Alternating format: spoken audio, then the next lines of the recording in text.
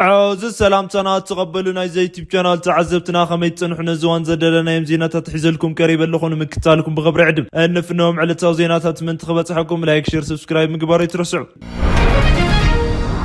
ኢትዮጵያ ወታደራትን ኣብ ጋዛ ክትእቱ ከም ዝተሓተተ ተሰሚዑ ኣሜሪካ ኣብ ጋዛ ኣብ ዝካየድ ስርሒት ምኽባር ሰላማዊ ወታደራዊ ኢትዮጵያን ክሳተፍ ከም ዝሓተተት መራኸቢ ብዙሃን ይገልጻ ኣለዋ ዘ ታይምስ ኦፍ እስራኤል ከም ፀብፅቦ ሚኒስተር ወፃኢ ጉዳያት ኣሜሪካ ማርኮ ሩቢን ድሕሪ ውግእ ኣብ ሰርቲ ጋዛ ንዝጣየሽ ኣህጉራዊ ሓይሊ ፀጥታ ኢትዮጵያ ወታደር ክተዋፍር ንቀዳማይ ሚኒስተር ዶክተር ኣብይ ኣሕመድ ፃውዒት ከም ዝቀረበሎም ኣህጉራዊ መራኸቢ ብዙሃን ይሕብሩ ኣለው ሲጂቲኤንን ቻይናን ታይምስ ኦፍን እስራኤልን ሓዊሱ ብዙሓት መራኸቢ ብዙሃናት ብዛዕባ እቲ ጉዳይ ሰፊሕ ፀብጻብ ዘውፅኣ ኮነ خلوا نت قداي بغير فولت واحد دبلومات نزل تايمز اوف اسرائيل كم زقلت وتحت ابسو من ام جمريا ماركو روبين مسكدامي مينستر دكتور ابي احمد ابز قبر وزته خمس غربه تملكت له امريكان ايثيوبيا زمرصت الاستفالالي مخنياتات لبمال تصاوات زغمت قون كله ني امريكا بيرو وطاو غداياتن حبريتاتاتن بمتقاس فوين بوليس خم تصبصو من محدار ترامب لمنجس ايثيوبيا ابتي اب غازا زوافر طمر سراويت حيل مكل خال ايثيوبيا قلف تراخلو خمس حاتتو يو تغليتو نزد ما خم كند مخنياتات زتقوم حيل مكل خال ኢትዮጵያ او ሶማሊን او دو ሱዳንን او ሱዳን ዘለው ነውሕ ግዜ ስርሒት ምኽባር ሰላምን ብቕዓትን ከም ቀንዲ መፍትሒ ተጠቂሶም ኣለው እቲ ኻሊ ኢትዮጵያ ክትመርጾ ከም ቀንዲ ምኽንያት ዝቐረበ ገለልተኝነት እዩ ኢትዮጵያ ምስ እስራኤል ታሪኻዊ ርክብ ኣለዋ ብማል ዝቐርብ ትንተና ብተመሳሳሊ ምስ ፍልስጤም ይኹን ምስ ዓረብ ጽቡቕ ዲፕሎማስያዊ ርክብ ከም ዘለዋ ይግለጽ ኢትዮጵያ ከም ግብጽ ወይ ዮርዳኖስ ዝኣመሰሉ ሃገራት ኣብ ግጭት ጋዛ ቀጥታዊ ተዋሳኢት ኣይኮነትን ዝበለ ኮይኑ ስለዚ ድማ ብኽልተ ወገናት ተቐባልነት ክህልዎ ከም ዝኽእል ኣሜሪካ እምነት ስለዘንበረትላ እዩ ኢትዮጵያ ዝተመረጸ سراويت ኢትዮጵያ وሶማሊያ ብልዕል አልሸባብ ዝገበሮ ስራሕን ኣብ ናይ ከተማ ውግን ሲቪላት ኣብ ምክልኻል ኣብ ኣፍሪካ ዝበለጸ ተሞክሮ ኣለዎ ብማል ጀነራላት ፔንታጎን ከም ዝኣምንሉ እዩ እዚ ትንተና ፎይን ፖሊሲ ዘቐመጦ ኣሜሪካን ኢትዮጵያ ናብ ሕቑፍ ገዛ ርእሳ ክትምልሳ ከም እትደሊ ዘመላኽት ኮይኑ ነዚ ድማ ከም ጂኦፖለቲካዊ ረብሓ ኣሜሪካ ትሪኦ ኢትዮጵያ ናብ ብሪክስ ወይ ናብ ሩስያን ቻይናን ምዝምባላ ንኣሜሪካ ከቢድ ኣቆጢዕዋ ነይሩ ዝበለ ኮይኑ ነዚ ወታደራዊ ስርሒት ኢትዮጵያ ብምሃብ ኣሜሪካ ምስ ኢትዮጵያ ዘለዋ ርክብ ንምሕዳስ ከም ምእተዊ መንገዲ ክትጥቀመሉ እያ ነዚ ድማ ብምልዋጥ ኣሜሪካን ኢትዮጵያ ቁጥዋዊ ደገፍን ዝረዛዕ ደጋ ወይ ቅድሚው ዘንበረተ እገዳታት ብምልዓል ምስ ኢትዮጵያ ዘለዋ ዲፕሎማስያዊ ንምሕያሽ ክትሓስብ ትኽእል እያ ኢሉ ትንተና ፎይን ፖሊሲ ይቕምጥ ነዚ ናይ ኣሜሪካ ሕቶ ስዒቡ ካብ ቤተ መንግስቲ 4 ኪሎ ዝተዋህቦ ወግዓዊ መግለፂ ክሳብ ሕጂ የለን መራኸቢ ብዙሃን እውን ከም ፀብፀቡ ኣሜሪካ ሕቶ ምቕረባ እምበር ካብ ወገን ኢትዮጵያ ዝተዋህበ መልሲ ክርከቦ ከም ዘይከኣለ ይገልጽ ኣለው ኢትዮጵያ ብኣሜሪካ ወታደራዊ ክተውፊ ምምራፃ ዓብዪ ዲፕሎማስያዊ ዓወት ምዃኑ ዝገልጹ ትንተንቲ እንተኾነ ግና ኢትዮጵያ እሺ ምባል ይኹን ኣይፋል ምባል ናይ ባዕሉ ሳዕቤን በረከት ዘምጽዎ መንገዲ ከም ዘሎ ይሕበሩ ኢትዮጵያ ግና ትሕቶ ኣብ ትሕቲ ጽላል ውድብ ሕብራት ሃገራትን ዝቐርብ እንተኾይኑ ክትቕበሎ ከም ትኽእል ይሕበሩ ወታደራት ኢትዮጵያ ናብ ጋዛ ናይ ምእታው ጉዳይ ብዝምልከት ጋዜጣ ሃርቲዝ እስራኤልን ኣብ ዘውፅኦ ፀብጻብ ከም ዘመልክቶ እስራኤል ወታደራዊ ኢትዮጵያ ናብ ጋዛ ምእታው ከም እትድግፍ እዮም ዝገልጹ ወታደራት ኢትዮጵያ ዝያዳ እሙናት ከምኡውን ምስ ሓማስ ርክብ የብሎምን ኢላ ስለተኣምን ክእትዎም ክትፈቅድ ትኽእል እያ ይብል እቲ ሓበሬታ ኣብ ዝቐረባ ሰዓታት ዝርከቡ ምዃኑ ክሳብ ሕጂ ካብ ወገን ፍልስጤም ዘሎ ኩነታት ንምፍላጥ ኣዝዩ ኣጸጋሚ ከም ዝኾነ ተገሊጹ ቀጻሊ ኩነታት ፀብጻባት ምናልባት እውን መንግስቲ ኢትዮጵያ ብዛዕባ እቲ ጉዳይ ወግዓዊ መልሲ ድሕሪ ምሃቡ ዝወፀ ተወሳኺ ብዙሓት ሓበሬታታት ክህልው እዮም ተባሂሉ ኣሎ ኢትዮጵያ ኣብ ታሪኻዊ ዓለም ካብ ኮንጎ ክሳብ ኮርያ ካብ ሩዋንዳ ክሳብ ሶማልያ ብምዝማት ኣብ ዝተፈላለዩ ኣህጉራዊ ልኡኻት ብምስታፍ እትፍለጥ ኢትዮጵያ ሕጂ ድማ ኣብ ታሪኻዊ ምዝገባ ጋዛ እውን ክትሰፍር ትመስል ኣላ ክብል እቲ ፀብጻብ ኣመልኪቱ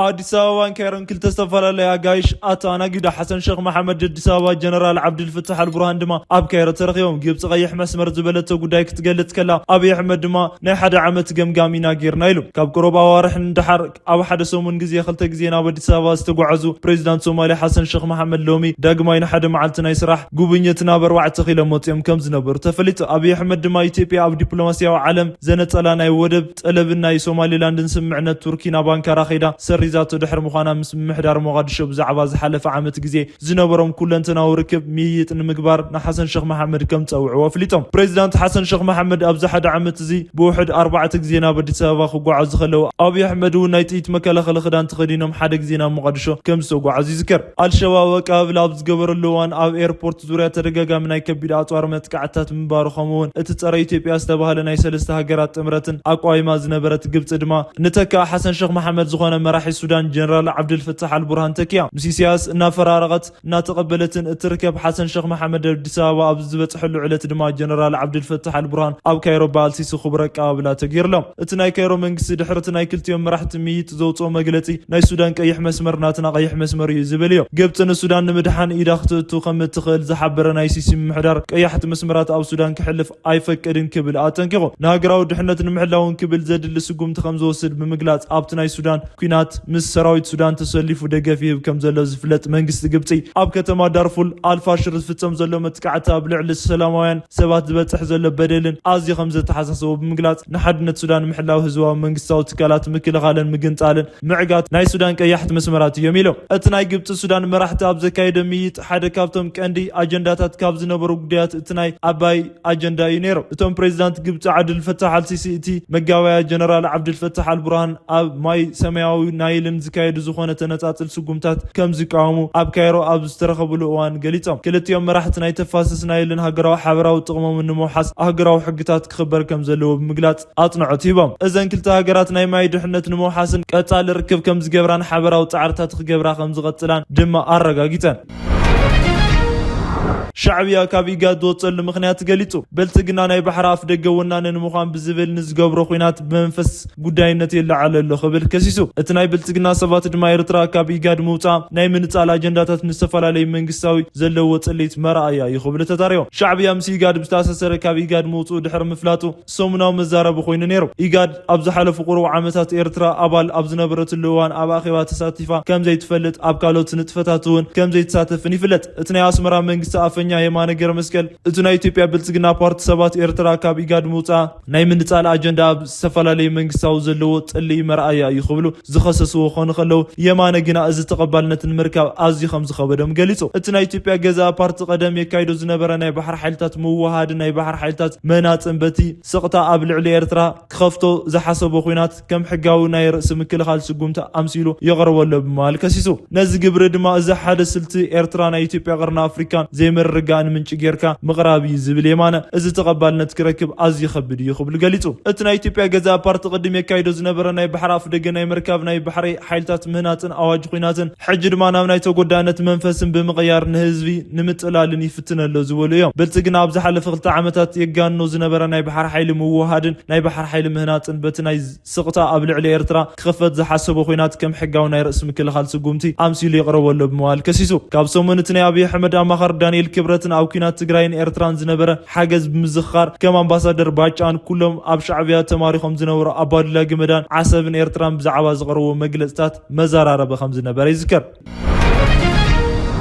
ዓብይ ግድብ ዳሲ ኢትዮጵያ ብላክ ቦክስ ወይ ጸሊም ሳንዱቕ እዩ ክብሉ ሚኒስተር ማይ ግብፂ ምዝራውን ብዙሓት ኣገሪሙ ኣሎ። ምዛም ህዳሴ ግድብ ስዕቡ ሰብ ስልጣናት ግብፂ ብዝተፈላለዩ መንገድታት ተቃውሞም ናብ ቅርሕንቲ መግለፂኦም ክህቡ ምርኣይ ልሙድ እናኾነ ምምፅኡ ኣብ መራኸቢ ብዙሃኖም ይረአ ኣሎ። ብፍላይ ኣብቲ ግድብ ብተደጋጋሚ መግለፂ ክህቡ ዝረኣዩ ሚኒስተር ወፃኢ ጉዳያት ግብፂ ዝነበሩ ክኾኑ ከለዉ ሕጂ ድማ ሚኒስተር ማይ ግብፂ እውን ነዚ ወፍሪ ተጸንቢሮም ወለው። ኣብ ቡሩንዲ ቡጁምቡራ ኣብ ዝተኻየደ መበል 36 ጉባኤ ቤት ምክሪ ሚኒስተራት ናይል ወይ ናይልኮም ዝተረኸቡ ሚኒስተር ማይ ሃኒ ስዋሊ በምክንያት ግድብ ህዳሴ ግብፂ ካብ ናይ ማይ ኮታማ ምንም ክንኪ ኣይትደልን እያ ዝበሉ ኮይኖም መብዛሕትኦም ኣባላት ናይልኮም ዘተን ምክክርን ከም ንደሊ ንገልጽ ኢሎም ወሲኾም እውን እንተኾነ ግና ገለ ኣካላት ሓድነት ምትሕባርን ቤተሰብ ተፋስ ኣባይ ብዝቕንስ መልክዕን ጻሕታርን ዘቆጥዕን መግለጽታት የውፅኣለው ዝበሉ እቶም ሚኒስተር ግብፂ ኣብ መንጎ ሃገራት ተፋስ ኣባይ ፍልልይ ከይፈጥር ምባል መልሲ ካብ ምሃብ ተቆጢባላ ኢሉ። እቶም ሚኒስተር ማይ ድሕሪ እቲ ኣኼባን ጋዜጠኛታት ኣብ ዝሃብዎ መግለፂ ኣመሓዳሪ ግድብ ህዳሴ ብስነ ምግባር ዝተደገፈ እዩ ካብ ምባል ሓሊፎም ሃገሮም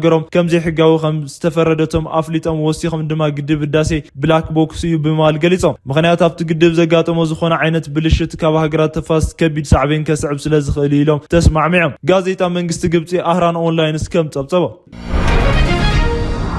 እቲ ዓመታዊ ዝውሃብ ዲቪ ሎተሪ ተቋሪጹ። ፕሬዚዳንት ዶናልድ ትራምፕ ዝሓለፈ ሰሙን ኣብ ሓደ ዩኒቨርሲቲ ብዝተፈጸመ ናይ ጅምላዊ መጥቃዕቲ 2 ሰባት ምቕታሎም ስዒቡ ናይ ኣሜሪካ ግሪን ካርድ ሎተሪ ወይ ዲቪ ኣጊዶም። ነቲ መጥቃዕቲ ፈጺሞም ተባሂሎም ዝተጠርጠሩ ሓሙስ ድማ ሞይቱ ዝተረኸበን ፖርቹጋላዊ ብ2017 ናይ ዲቪ ሎተሪ ተዓዊቱ ናብቲ ሃገር ዝኣተወ ክኸውን ከሎ ግሪን ካርድ እውን ተዋሂቦ። እቲ ናይቲ ሃገር ውሽጣዊ ድሕነት ሚኒስተሪ ክሪስቶኖ በዚ ዘሰክፍ ፕሮግራም ኣሜሪካዊ ካብ ሕጂ ንድሓር ከይጉድኡ ንምርጋጽ ብዝብል ትራምፕ ብዝሃቦ መምርሒ መሰረት እቲ እቲ ናይ ቪዛ መደብ ንግዚኡ ክቋረጽ ከም ዝተገበረ ገሊጹ። ናይ ኣሜሪካ ሰበስልጣናት እቲ ተጠርጣሪ ወዲ 48 ዓመት ክላውዲዮ ኒቬስ ቫላንስቲ ኣብ ሰሙን መጀመርያ ናይ ማሳቹሴትስ ቴክኖሎጂ ትካል ፕሮፌሰር ዝኾነ ሎሬ ሮመን ከም ዝቀተሎ ከም ዝኣመኑ ገሊጾም። እቲ ናይ ዲቪሎተር ፕሮግራም ኣብ ኣሜሪካ ብስደት እኹል ግደ ዘይብለን ሃገራት ዜጋታት ዓመታዊ 50,000 ቪዛታት ይህብ። እዚ ድማ ናይ ኣሜሪካ ዜግነትን ምርካብ ናይ መጀመርያ መንገዲ እዩ። ናይ 2027 ናይ ምምልካት ግዜ ድማ ተዓጽዩ ነበረ። እቶም ናይዚ ዓመት መመልከቲ $1 ክኸፍል ክግበር እዩ ተባሂሉ ዝነበረ እኳ እንተኾነ ካብቲ ልሙድ ናይ ምምልካት ግዜ ስለ ዝደንጎየን ብዛዕባ ክፍሊትን ብወግዓዊ ዝተነገረ ነገር የለን። ፕሬዚዳንት ዶናልድ ትራምፕ ናብ ስልጣን ካብ ዝመጹ እዋን ጀሚሮም ናብ ኣሜሪካ ዝኣቱ ስደተኛታት ቁጥር ንምንካይ ዝተፈላለዩ ስጉምታት ክወስዱ ጸኒሖም። ኣብ ውሽጢ እታ ሃገር ዝርከቡ ሰነድ ዘይብሎም ስደተኛታት ድማ ናብ ዝመጽዎ ምምላስ ይጽዕሩ ኣለዉ። ኣብ ዝሓለፈ ሰሙናት ሓደ ኣፍጋኒስታናዊ ስደተኛታት ኣብ ዋሽንግተን ዲሲ ክልተ ናይ ኣሜሪካ ሃገራዊ ሰባት ኣባላት ብጥይት ተኹሲ ሓዲኦም ድሕሪ ምቕሳሉ እቲ ናይ ትራምፕ ምሕዳር ካብ 19 ሃገራት ዝመጹ ስደተኛታት ናይ መንበሪ ስራሕ ፍቃድ ዳግማይ ፍተሻ ክግበር ውሳነ ሂቡ። ብተወሳኺ ድማ ኣፍጋኒስታን ሓዊሱ ናይ ብዙሓት ሃገራት ስደተኛታት ናይ ዕቑባ ሕቶም መስርሕን ብምዕጋት ቁጥሪ ዘይሕጋውያን ስደተኛታት ዝቕንስ ተኸታታሊ ስጉምታት ይወስድ ኣሎ። ኮብራት ተኸታቲልና ሎም ዘደለና የማርእስተ ጉዳያት ኣብዛዚምና ኣለና። ላይክ ሼር ኮመንት ምግባር እንቻላና ዘለኩም ደገፍ ክትገልጹ ከም ዘይትርስዑ እናበልና ብኻልኦት ሓበሬታታት ተመሊስና ክሳብ ንራኸብ ሰላም።